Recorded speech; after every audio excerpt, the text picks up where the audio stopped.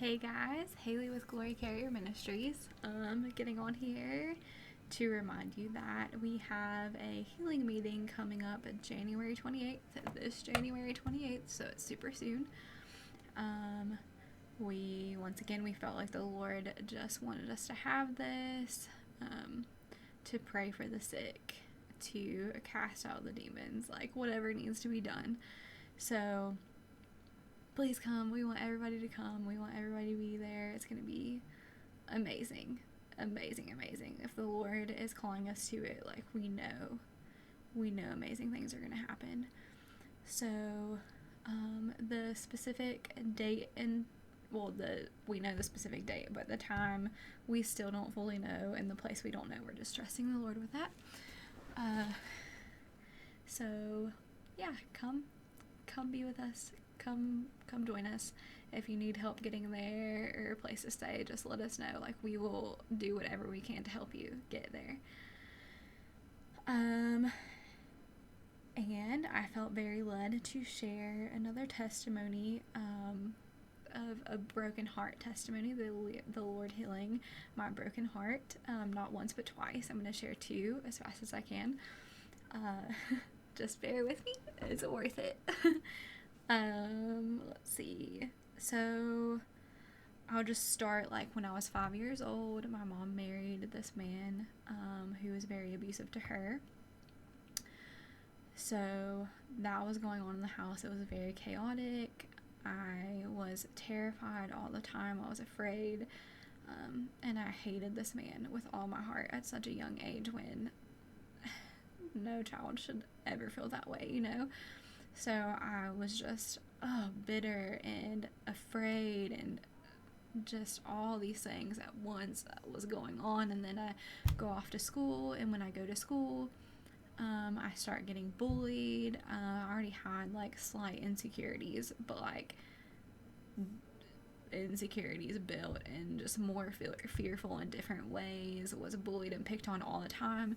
So, like, my home environment was chaotic, and then the school environment for me was chaotic, and I just didn't have peace at either places. A lot of people will say, like, they didn't have peace at home, but when they went to school, like, that was their only peace. Like, I didn't have peace anywhere. So I was just so brokenhearted at a young age, too, even just so sad and so lost.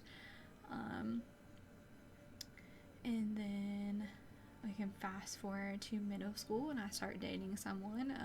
Life got a little bit better. My mom was not with that man anymore. It was probably 9 or 10 years that they were together or something. And then I was not bullied anymore in that way. I mean, you know, you have, like, your regular, like, girl things that go on, like jealousy and stuff, but it wasn't anything terrible. And I started dating this guy, first real relationship, and it was very,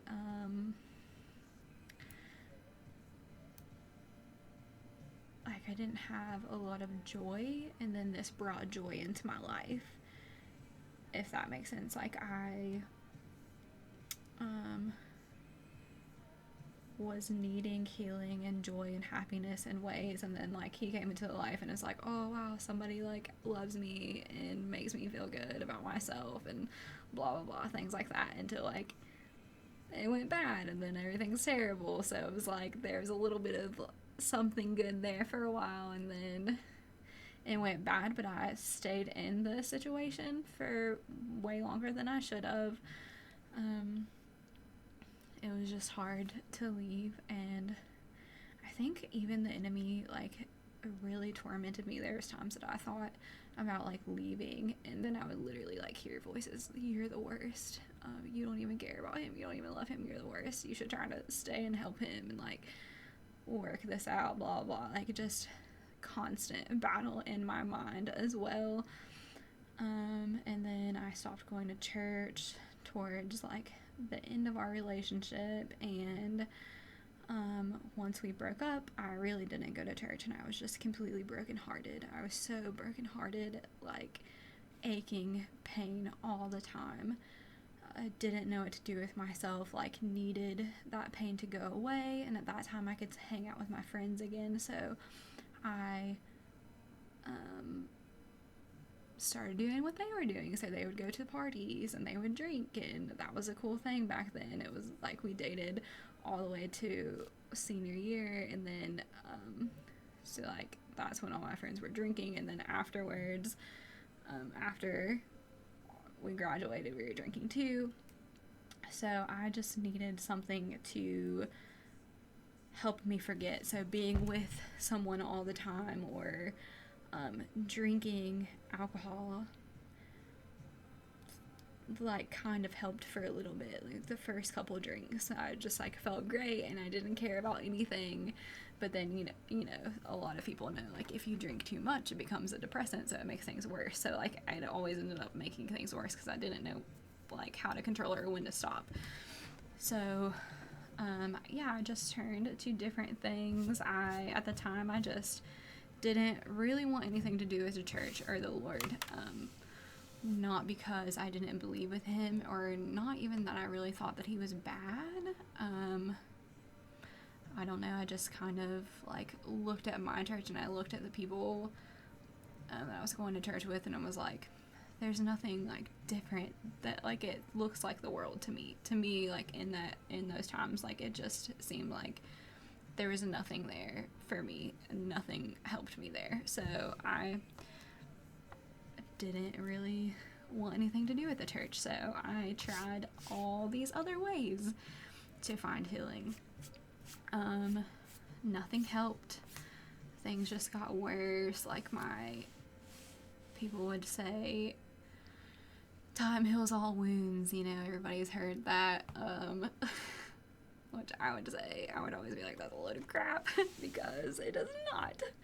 I would just, it's like when something felt like it was getting better, then all of a sudden, like anything, an instant, something would bring a memory, a song, like you would see the person, or they would like try to bring you back into their lives or something, and like all that pain would come back. So time did not heal all wounds for me, and nothing was healing my wounds or that void that I had. So yeah, I was staying away from all the good things, all the good people in my life, and my Aunt Christine was one of them.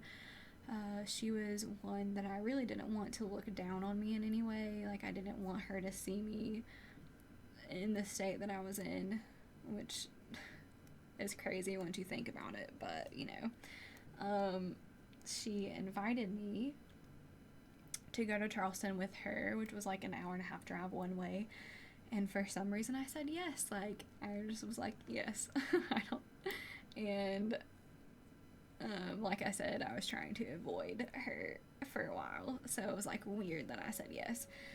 So I went, and on the way back from Charleston, in the car ride, we just started talking, and I'm just so broken, and we were talking about different things. I can't even remember, but I was like, I want to move on. I need to move on. I don't want to feel this way. I just want like peace. That's all I really wanted. I just wanted peace in my heart. I wanted that pain to go away. I wanted my thoughts to like be still. I just wanted peace, and healing. And all of a sudden she says to me, the Lord wants to heal your broken heart. And I was like, what? Like, I grew up in a church that believed in physical healing and talked about physical healing a lot, but I never heard like the inner healing, like the broken heart healing, that type of stuff. I never heard about that.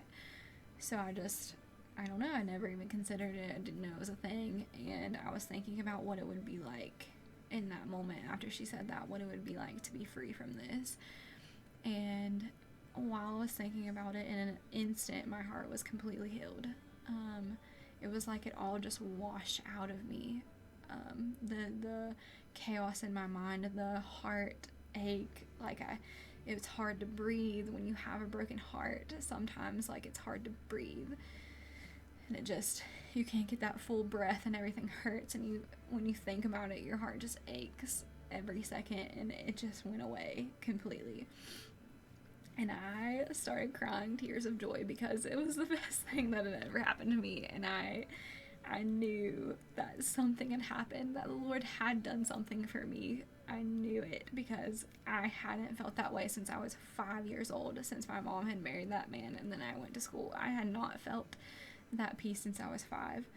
So I started just crying tears of joy, like, thank you, Lord. Like, I don't even know what just happened, but that's the best thing. And who even are you? Like, I know nothing about you. And I wanted to at that point. So that's when I really gave my life to the Lord. It had its ups and downs for a couple years, but I don't know, I just wanted to know more about him. Like, who is this God that heals the brokenhearted? I didn't know the scriptures. I didn't know Psalms 147:3. He heals the brokenhearted and binds up their wounds. I didn't know Psalms, I think it's 34:18. The Lord is near to the brokenhearted and saves the crushed in spirit. I just didn't know these things. And once I started reading my Bible after I really got saved and I read those scriptures, it was just like, yes, you do, Lord. Like, it was such an amazing testimony. It's such an amazing thing that the Lord does. He tells us to guard our heart above everything, because a broken heart, like, especially if you don't know the Lord, and even sometimes if you know the Lord, and you don't turn to him in those moments, a broken heart can lead you down terrible paths. It can open you up to the enemy in different ways, and it's just not good. So that's why he tells us to guard it above all else. But he's closest to the broken heart, and he wants to heal your heart. If there's anybody out there right now that has a broken heart, just know that he is close to you and he wants to heal your heart. There is healing for you. You don't have to wait for time to heal those wounds. The Lord will heal those wounds for you. And I also was going to share, so after I got saved, a little bit after that, it was probably a couple years after that, I started dating someone, and I fell in love with him. It was one of these things, like, I'd really pray, like, if I'm not supposed to be with this person, there's a whole story to it, but to make it short, I felt like we weren't supposed to be together, which was really heartbreaking and was hard, but I could not get past that, so I had to end it. Like, it was more like, take a break, I need to think about this, and ending it, like, because I just felt like it was the right thing to do. And I had talked to him a little bit about the Lord. He grew up in church all of his life too, like me, and then once we got older, we just turned to the world, basically. And he had felt a certain way, and I talked to him about it. He had felt like the Lord wouldn't forgive him, or like he couldn't forgive him for the things that he did. So I got to like share scripture with him before we broke up, and was like, no, like he said there's nothing that you can do that he would not forgive you for. Like, he loves you. That's literally just the enemy trying to keep you away from him. He says, ask me and I'll forgive you as far as the east is from the west. So like, we had this great conversation. Sometime after that is when like we ended it, and it was about a month and a half, like I'm not sure how long it was, and I wake up one morning and I just have this thought: reach out to him and ask him if he gave his life to me, or if he gave his life to the Lord. And I honestly thought that it was just me wanting to talk to him that day, because I had those days, because I did love him and I wanted to talk to him and I did really want to be with him. It was just a weird situation. So, and I was like, oh my gosh, I can't do that to him. This is crazy. Why do I have this thought, and how? And like, why would I just ask someone like, hey, did you give your life to the Lord? I don't know. So later on that night, actually sometime in the night, he passed away, and I didn't know anything about it until the next morning. I had a lot of people messaging me, telling me that they're sorry. They were so sad to hear about him, like what had happened. I'm like, what are you talking about? So I wake up with all this stuff, and I just, obviously, with all of that, I knew something was, I just knew, but I didn't want to hear it. And then finally one of my friends, I was like, what are you talking about? What happened? And they told me, and I just, you know, I just fell to my knees. I didn't know what to do. I was so heartbroken, and I still get a little emotional about it, so bear with me. So I go through this process. At this time, I have the Lord, right, to an extent, but I didn't turn to him like I should have. I kind of did some stupid things like I did in the first place. Like, I was in so much heartache and so much pain that I just wanted to forget about it. So instead of like turning to the Bible and God, like, there was a few times that I drank. I mean, it wasn't anything like before, but because I really did love the Lord at this point, and was like, I know this is, I just didn't know what to do at that point. And it just kind of like, the heartache overtakes you, the thoughts overtakes you, and you do things that you like never would have done sometimes if you don't keep your eyes on the Lord. So yeah, I even remember like the first time when with that breakup, I so far into it tried to like, well, maybe if I talk to someone this will help and I'll forget about it or something. And I remember talking to this guy, and I felt so bad for him, because I think I cried on his shoulder about this like every night or anytime that I ever like hung out with him or something, which was like really sad. Should not have done that. Anyways, so I was just very broken about, it was probably like 3 months into it. I finally like turned to the Lord, and I was like, God, please help me. I do not want to feel this way anymore. So I close my eyes, and I have a vision of the Lord's arms.